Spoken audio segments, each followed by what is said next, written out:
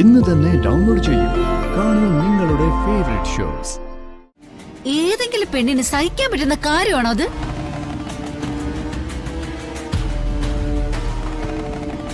അല്ല, കൽപ്പന ഇതൊക്കെ ഇട്ട് ഒരുങ്ങി നിന്നപ്പോ ഇവളെന്തിനാ ഒരുങ്ങി വന്നത്?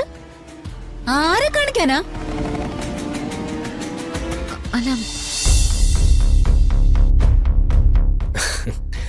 രാധിക ഇത് ഗംഭീരായിട്ടുണ്ട് കേട്ടോ.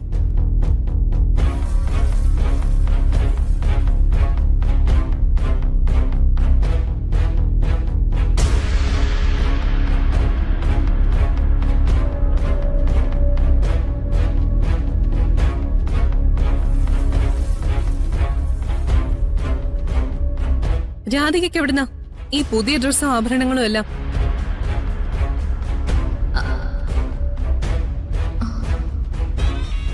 അതുകൊള്ളാം. സൂര്യ വന്നപ്പോ എല്ലാവർക്കും ഡ്രസ്സ് കൊടുത്തില്ലേ? അവക്കും കൊടുത്തു.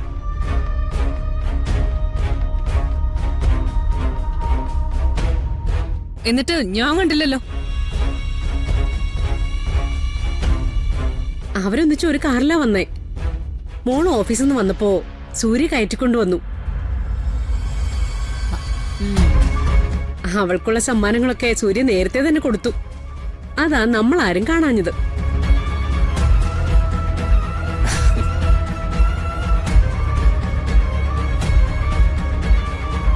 ഓ, എനിക്ക് സമ്മാനങ്ങൾ തരുന്നതിന് മുൻപ് വേറൊരുത്തിക്ക് കൊടുത്തല്ലേ?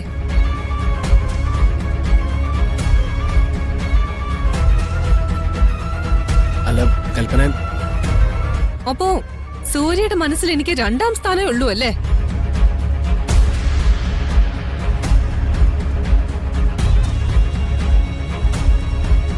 കൽപ്പന താൻ എന്തൊക്കെയാ പറയുന്നേ? എന്താ ഞാൻ പറഞ്ഞ കാര്യല്ലേ? എന്റെ ഭർത്താവ് എവിടെയെങ്കിലും പോയിട്ട് തിരിച്ചു വരുമ്പോ ഒരു സമ്മാനം കൊണ്ടുവന്ന് തരുന്നത് എനിക്കത് വലിയ കാര്യാ. പക്ഷേ എന്റെ കയ്യിലത് എത്തുന്നതിന് മുൻപ് മറ്റൊരുത്തിയുടെ കയ്യിലത് എത്തിന്ന് പറഞ്ഞാ എനിക്ക് എന്തെങ്കിലും തോന്നും. അതിനൊരു ബുദ്ധിമുട്ട് വിചാരിച്ചിട്ട് ഒരു കാര്യമില്ല.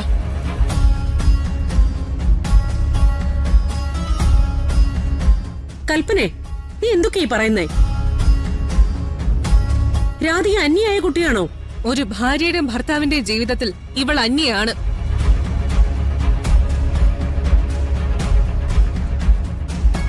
എന്റെ മനസ്സിന് അത്രയും ചിന്തിക്കാനുള്ള കഴിവേ ഉള്ളൂ.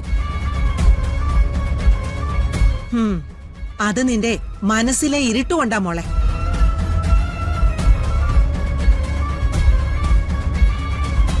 ഓരോ ബന്ധങ്ങളുടെ അടിസ്ഥാനം എന്തെന്ന് മനസ്സിലാക്കാൻ പറ്റുമായിരുന്നെങ്കിലേ നീ ഇങ്ങനെ പറയില്ലായിരുന്നു. ഒന്ന് നിർത്ത് മുത്തശ്ശി. എല്ലാ കാര്യത്തിലും ഞാൻ ഈ അവഗണന അനുഭവിക്കുന്നുണ്ട്. നിങ്ങൾക്കൊക്കെ ഇപ്പൊ എന്താ വേണ്ടേ? രാധികയാണ് ഈ കുടുംബത്തിൽ ഏറ്റവും കൂടുതൽ അധികാരമുള്ള ആളെന്ന് എന്നെ ബോധ്യപ്പെടുത്തണം. ശരി, അത് ഞാൻ സമ്മതിച്ചു തരാം. പക്ഷേ എന്റെ ഭർത്താവിന്റെ കാര്യത്തില് ആ അധികാരം ദേ ഇവൾക്കില്ല. മനസ്സിലായോ എല്ലാവർക്കും?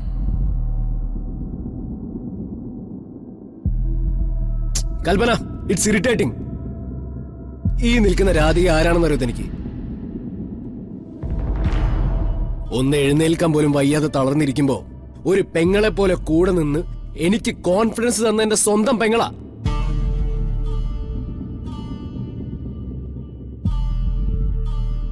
ആ അർത്ഥത്തിലാ ഞാൻ അവൾക്ക് സമ്മാനങ്ങൾ കൊടുത്തത്.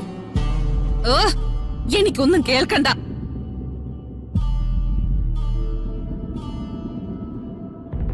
കൽപ്പന പറഞ്ഞത് കാര്യമല്ലേ?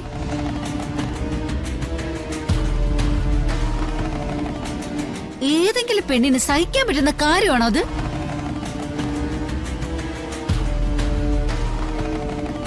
അല്ല, കൽപ്പന ഇതൊക്കെ ഇട്ട് ഒരുങ്ങി നിന്നപ്പോ ഇവളെന്തിനാ ഒരുങ്ങി വന്നത്?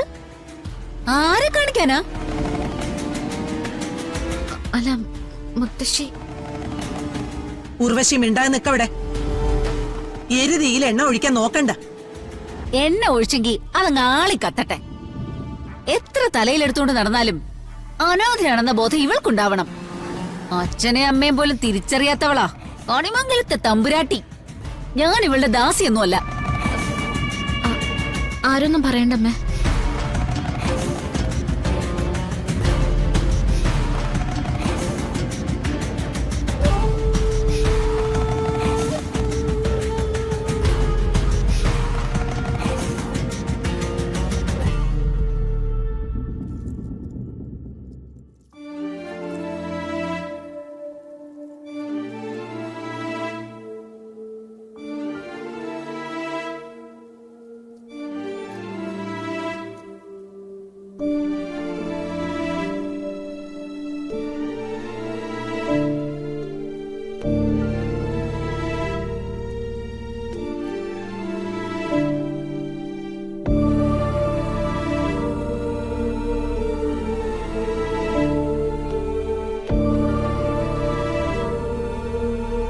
ഏട്ടത്തെ എനിക്കിതൊന്നും വേണ്ട. ഏട്ടത്തെ തന്നെ വെച്ചോളൂ.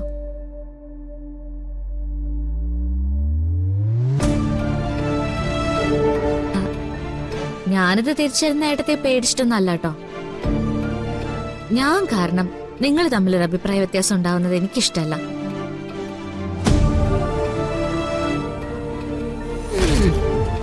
ഏട്ടന്റെ മനസ്സിൽ ഞാൻ ഏട്ടന് സ്വന്തം പെങ്ങളാന്ന് എനിക്കറിയാം.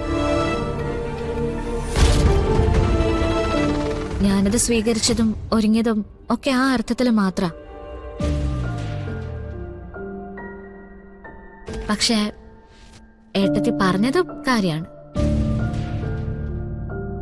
ഭാര്യയും ഭർത്താവും മാത്രമുള്ള ഒരു ലോകത്തെന്ന് ചിന്തിക്കുമ്പോ തൊട്ടടുത്ത് നിൽക്കുന്ന എല്ലാവരും അന്യരാ.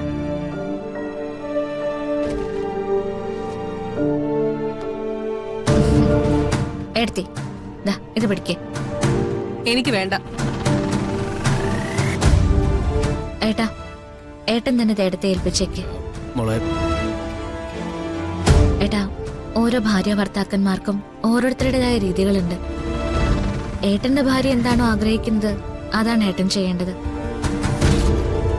ഇപ്പൊ ഇവിടെ നടന്ന കാര്യങ്ങളുടെ പേരില് ഏട്ടത്തിയോട് ഏട്ടൻ ഒരു മുഷിച്ചിലും തോന്നരുത്.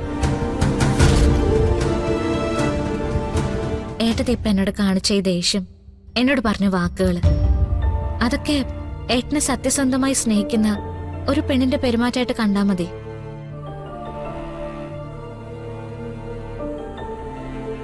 ഏട്ടനത് ക്ഷമിക്കാൻ പറ്റും, പൊറുക്കാനും പറ്റും. നിങ്ങൾ രണ്ടാളും നന്നായിട്ട് ജീവിക്കണം. എനിക്കത്രേ ഉള്ളൂ. ദാ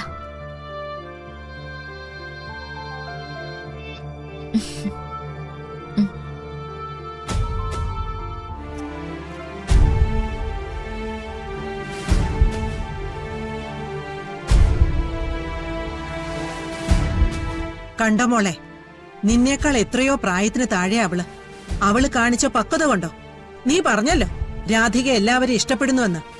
അത് അവളുടെ മനസ്സിന്റെ വലിപ്പം കൊണ്ടാ. ഇനിയെങ്കിലും അത് തിരിച്ചറിയാൻ പഠിക്ക്. മോളെ, നമ്മളൊന്നും നേടണമെന്ന് ആഗ്രഹിക്കുന്നതിൽ കുഴപ്പമൊന്നുമില്ല. പക്ഷേ അത് വേറൊരാളെ തോൽപ്പിച്ചുകൊണ്ടാവണമെന്ന് വാശി പിടിക്കുമ്പോഴാണ് കുഴപ്പം.